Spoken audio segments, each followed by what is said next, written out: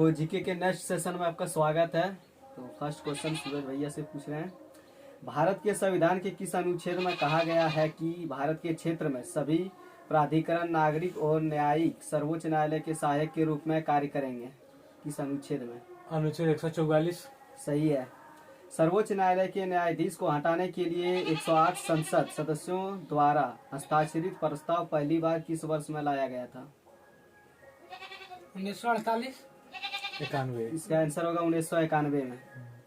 उच्च न्यायालयों और उनकी सीटों के संदर्भ में निम्नलिखित में से कौन सा युग्म सही ढंग से सुमेलित है? ऑप्शन दे देते हैं। गुजरात गांधीनगर, दूसरा ऑप्शन है उत्तराखंड नैनीताल, तीसरा ऑप्शन है उड़ीसा सबलपुर और चौथा ऑप्शन है मध्य प्रदेश ग्वालियर। उत्तराखंड नैनीताल। सही है। भारत के सर्वोच्च न्यायालय द्वारा की गई व्याख्या के अनुसार फोन कॉल और दोहन संविधान के अनुच्छेद डैश में प्रदान किए गए मौलिक अधिकार का उल्लंघन करता है। कौन सा अनुच्छेद में? अनुच्छेद 21। सही है। भारत में सबसे बड़ा अपीलीय न्यायालय कौन सा है? उच्चतम न्यायालय। सही है। भारत के उच्चतम न्यायालय द्वारा किए गए निर्णय डैश पर बाध्यकारी है?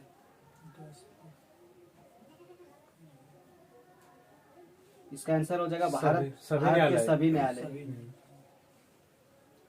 स्वतंत्र भारत के पहले मुख्य न्यायमूर्ति कौन थे? हीरालाल जेकानिया। सही है।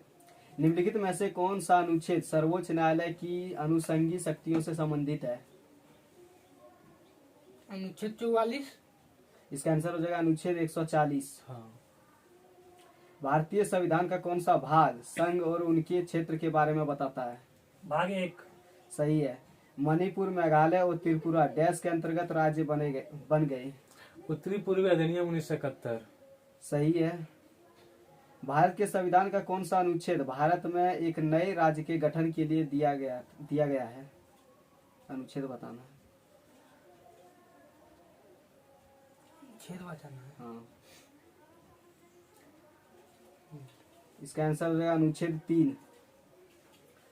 जनवरी 2020 के अनुसार निम्नलिखित में से भारत के सबसे नवीनतम नए केंद्र शासित प्रदेश की पहचान कीजिए। लद्दाख। हाँ, सही है।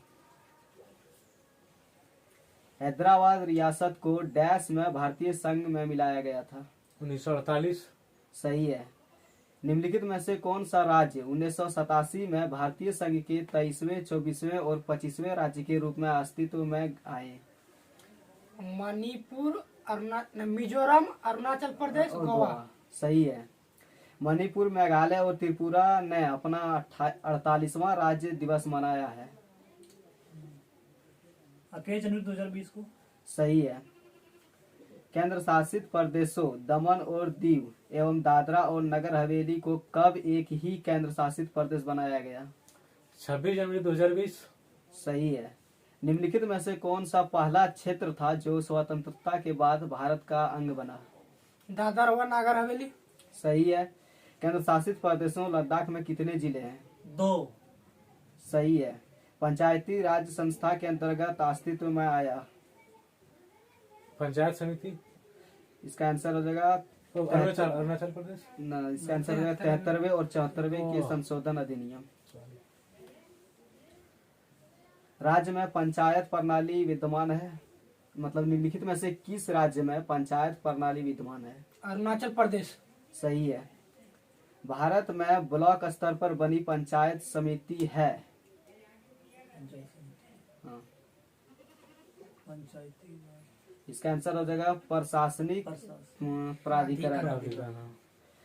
पंचायती राज व्यवस्था में एक मध्यवर्ती स्तर है जिसे डैश के रूप में जाना जाता है?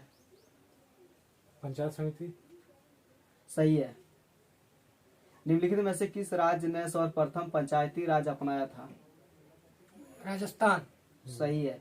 ग्राम पंचायत के निर्वाचित प्रतिनिधियों को कार्यकाल कितना होता है?